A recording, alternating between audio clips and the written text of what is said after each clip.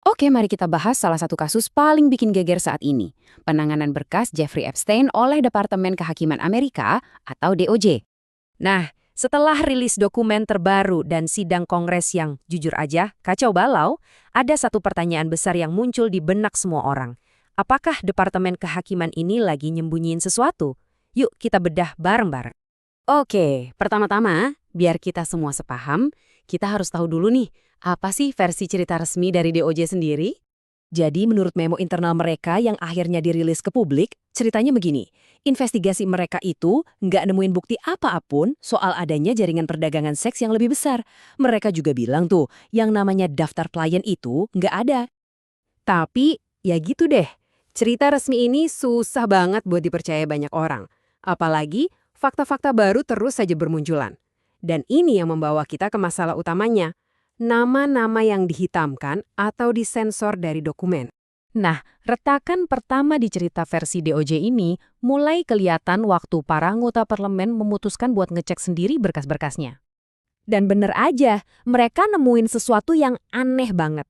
Ada nama-nama beberapa orang penting, orang-orang berkuasa yang namanya itu disensor, dihitamkan gitu dari dokumen.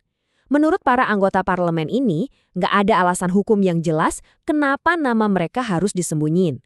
Nah, ini kan langsung bikin curiga dong. Puncaknya, anggota Kongres Ro Khanna sampai naik ke mimbar dan belak-belakan.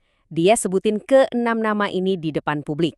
Ini terjadi setelah DOJ akhirnya ngaku kalau penyensoran itu cuma kesalahan. Dan ini dia bagian yang paling penting. Salah satu dari nama itu, miliarder Les Wexner, ternyata secara spesifik dilabeli sama FBI sebagai rekan konspirator.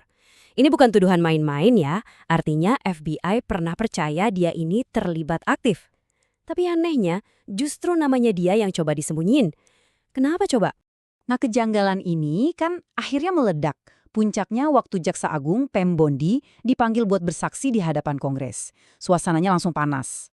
Anggota parlemen dari Partai Demokrat dan Republik sama-sama ngejar Jaksa Agung. Mereka minta jawaban yang jelas, to the point. Tapi, alih-alih dapat jawaban, yang ada malah ngeles. Jaksa Agung ini bolak-balik ngalihin topik. Dari ngomongin ekonomi, nyalahin pemerintahan sebelumnya.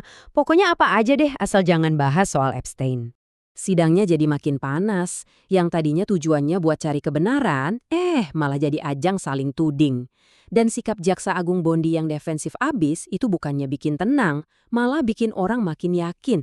Wah, ini kayaknya ada yang ditutup-tutupin nih. Di tengah semua drama politik ini, jangan lupa ada sisi kemanusiaan yang paling tragis. Dan tindakan DOJ ini dampaknya benar-benar menghancurkan para korban. Dan kemudian, terungkap fakta yang, sumpah, ini paling bikin miris.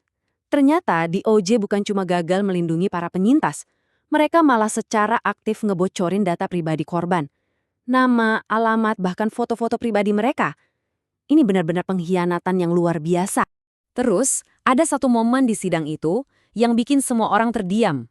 Anggota Kongres Pramila Jayapal minta para penyintas yang ada di ruangan itu buat berdiri kalau mereka bersedia. Dan dalam suasana yang hening banget, semua penyintas yang ada di situ mengangkat tangan mereka. Sebuah demo tanpa suara yang nunjukin dengan jelas banget betapa jauhnya janji keadilan dari DOJ dengan kenyataan pahit yang mereka alami. Ujung-ujungnya sidang ini selesai gitu aja. Bukannya dapat pencerahan, yang ada malah ninggalin lebih banyak pertanyaan yang menggantung. Coba kita lihat. Log yang seharusnya ngejelasin kenapa sebuah nama disensor, nggak ada. Akses ke jutaan dokumen, susah banget, bayangin aja. Cuma disediain 4 komputer buat 435 anggota Kongres.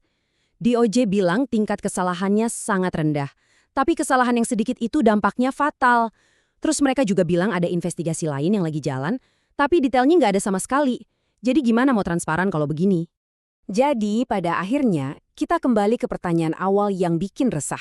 Apakah semua ini cuma rentetan kesalahan konyol dari birokrasi yang nggak becus? Atau jangan-jangan kita ini lagi nonton sebuah upaya sistematis buat nutupin kasus, buat ngelindungin orang-orang super kuat dengan mengorbankan kebenaran dan para korban? Jawabannya kayaknya masih terkunci rapat di dalam berkas-berkas itu.